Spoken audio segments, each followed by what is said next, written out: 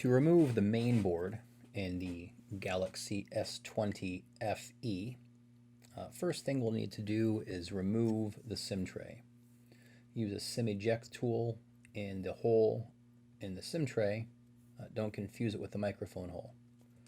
Just use this tool in the little hole, insert, and use that to remove this component from the device.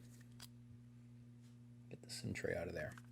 All right, next thing we need to do is disconnect some RF cables and an FPC connection.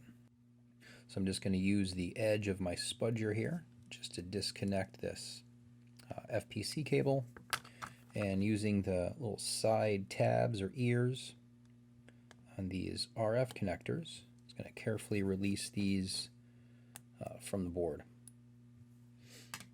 And then there's a single screw. Just remove the single screw.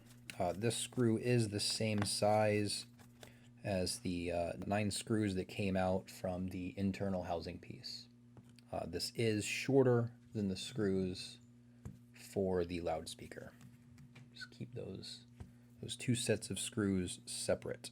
All right, so next thing here, I'm going to take this board out with the rear cameras attached. These rear cameras could be disconnected and left in the housing, or they can be removed as a unit. So I'm going to just remove this whole thing. I'm going to use the corner or the tip of my spudger right over here in this little side area. Seems to be a pretty good spot to lift this board. And just going to get it lifted enough to where I can get my fingers to grab a hold.